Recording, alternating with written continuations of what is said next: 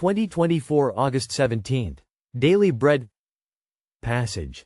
Ezekiel chapter 17 verse 1 to 24. Keyverse. Verse 24. Title. God judges those who break his covenant. The word of the Lord came to me. Son of man, set forth an allegory and tell it to the Israelites as a parable. Say to them, this is what the sovereign Lord says, a great eagle with powerful wings, long feathers and full plumage of varied colors came to Lebanon. Taking hold of the top of a cedar. He broke off its topmost shoot and carried it away to a land of merchants, where he planted it in a city of traders. He took one of the seedlings of the land and put it in fertile soil. He planted it like a willow by abundant water. And it sprouted and became a low, spreading vine. Its branches turned toward him, but its roots remained under it. So it became a vine and produced branches and put out leafy boughs. But there was another great eagle with powerful wings and full plumage. The vine now sent out its roots toward him from the plot where it was planted and stretched out its branches to him for water. It had been planted in good soil by abundant water so that it would produce branches, bear fruit and become a splendid vine. Say to them, this is what the sovereign Lord says, will it thrive?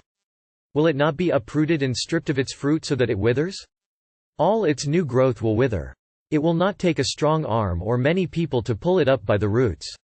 It has been planted, but will it thrive? Will it not wither completely when the east wind strikes it, wither away in the plot where it grew? Then the word of the Lord came to me.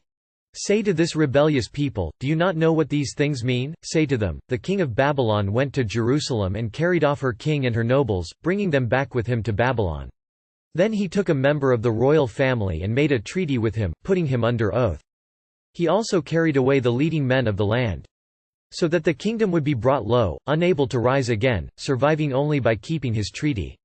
But the king rebelled against him by sending his envoys to Egypt to get horses and a large army. Will he succeed? Will he who does such things escape? Will he break the treaty and yet escape? As surely as I live, declares the sovereign Lord, he shall die in Babylon, in the land of the king who put him on the throne, whose oath he despised and whose treaty he broke. Pharaoh with his mighty army and great horde will be of no help to him in war, when ramps are built and siege works erected to destroy many lives. He despised the oath by breaking the covenant. Because he had given his hand in pledge and yet did all these things, he shall not escape. Therefore this is what the sovereign Lord says, as surely as I live, I will repay him for despising my oath and breaking my covenant. I will spread my net for him, and he will be caught in my snare. I will bring him to Babylon and execute judgment on him there because he was unfaithful to me. All his choice troops will fall by the sword, and the survivors will be scattered to the winds. Then you will know that I the Lord have spoken. This is what the sovereign Lord says, I myself will take a shoot from the very top of a cedar and plant it, I will break off a tender sprig from its topmost shoots and plant it on a high and lofty mountain. On the mountain heights of Israel I will plant it, it will produce branches and bear fruit and become a splendid cedar. Birds of every kind will nest in it, they will find shelter in the shade of its branches. All the trees of the forest will know that I the Lord bring down the tall tree and make the low tree grow tall. I dry up the green tree and make the dry tree flourish. I the Lord have spoken, and I will do it. After the first exile to Babylon, God allowed a remnant to remain in Jerusalem. But it rebelled against Babylon's rule and turned to Egypt's army to regain freedom. However, God would send Babylon again to fully destroy Jerusalem because his people rejected his covenant. God would protect them when they submitted to the Babylonians. The Israelites needed intensive rehabilitation to be cured of their idol worship. Likewise, we must humble ourselves in the time of God's discipline. If we rebel, we only make it worse for ourselves. In his grace, God promised that he would raise up a leader for his people of humble origin who would be a blessing to the whole world.